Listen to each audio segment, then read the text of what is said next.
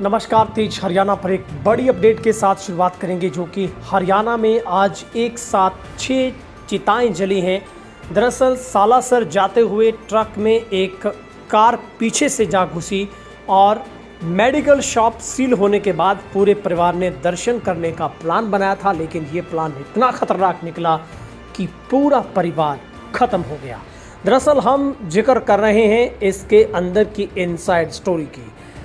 मंडी डबवाली के पंजाब सीमावर्ती मंडी किल्यावाली के रहने वाला एक पूरा परिवार सड़क हादसे की भेंट चढ़ गया, जो कि पूरे परिवार ने एक साथ सालासर में माथा टेकने का प्लान बनाया था।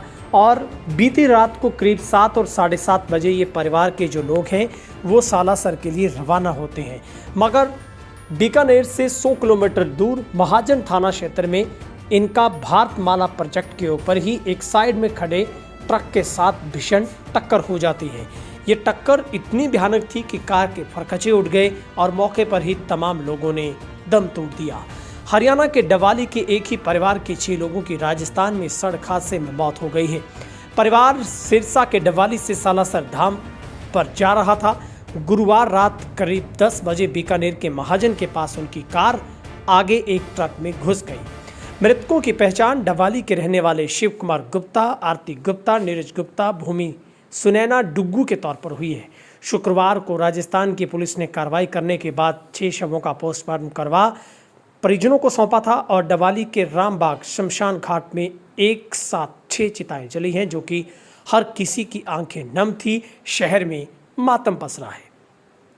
पारिवारिक लोगों के मुताबिक नीरज की दुकान पर ड्रग्स टीम ने रेड की थी। इसके बाद सभी ने सालासर जाकर दर्शन करने का प्लान बनाया था। वहीं पर इस 6 सदस्यों की मौत में अगर बात करें तो नीरज गुप्ता की उम्र 23 वर्ष, भूमि की उम्र 17 वर्ष, सुनैना की उम्र 24 वर्ष, शिव कुमार की 55 वर्ष, डुग्गू की 12 वर्ष और आरती की 50 वर्ष की उम्र थी। नीरज की भाभी नीतू ने बताया कि शिव कुमार का परिवार यूपी के अयोध्या का रहने वाला, कई सालों तक सिरसा में रहा। उसके बाद वो डवाली आए। शिव कुमार सवारियों वाली रिक्शा चलाता है। आरती घरों में सफाई का काम करती थी। नीरज गुप्ता चौधरी देवलाल पार्क के पास में गुप्ता मेडिकोज के नाम से दुकान करता था। सुनैना बठिंडा की प्राइवेट कंपनी में नौकरी करती है। भूमि 12वीं कक्षा में और डुग्गू 5वीं कक्षा का छात्र था। नीतू ने बताया है कि गुरुवार को शिव कुमार के परिवार ने सालासर जाने का प्रोग्राम बनाया था। नीरज अपने दोस्त की कार लेकर आया था। परिवार के लोग शाम 7 बजे से घर से राजस्थान के लिए निकल गए। रात करीब 10 बजे महाजन थाना पुलिस ने जैतपुर टोल प्लाजा के पास भारतमाला रोड पर कार दुर्घटनाग्रस्त होने की सूचना दी।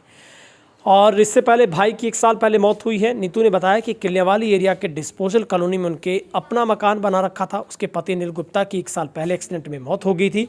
उसके बाद 3 बेटी और 1 बेटा है। परिवार का पालन पोषण करने का कार्य नीरज के कंधों पर था और नीरज की अभी शादी नहीं हुई थी।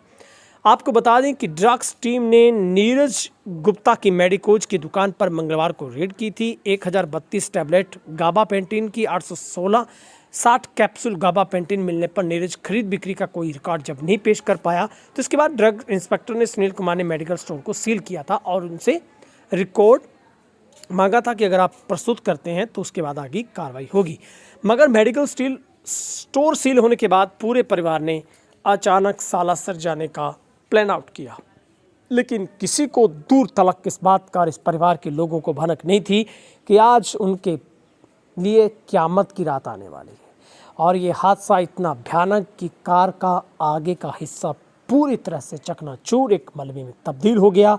शव इस कार की बॉडी में इतने दबे थे कि उनको निकालने के लिए पुलिस और आसपास के लोगों को कड़ी मशक्क़त करनी पड़ी, लेकिन तमाम लोगों की जान निकल चुकी थी। सिर्फ एक बच्ची घायल थी जिसने हॉस्पिटल जाते वक्त दम तोड़ दिया। बताया जा रहा है कि तेज़ रफ्तार थी और अचानक संतुलन बिगड़ा, लेकिन पुलिस अभी भी जांच कर रही है। लेकिन इस दुखद घटना के बाद हर कोई मायूस है। दरअसल ये डवाली के इलाके की ऐसी तीसरी बड़ी घटना। इससे पहले भी ऐसी 2 घटनाएं हुई जब एक ही परिवार के 4 या 5 लोगों को अपनी जान से हाथ धोने पड़े थे। और फिर से डवाली इलाके में एक भयानक सड़क हादसा है जिसमें एक ही परिवार के लोगों को अपनी जान गंवानी पड़ी है। तेज हरियाणा भी इन तमाम जो कि गुजरे हुए लोगों को अपनी श्रद्धांजलि अर्पित करता है, शत शत नमन करते हैं। भगवान इनकी आत्मा को अपने चरणों में स्थान दें। शत शत नमन।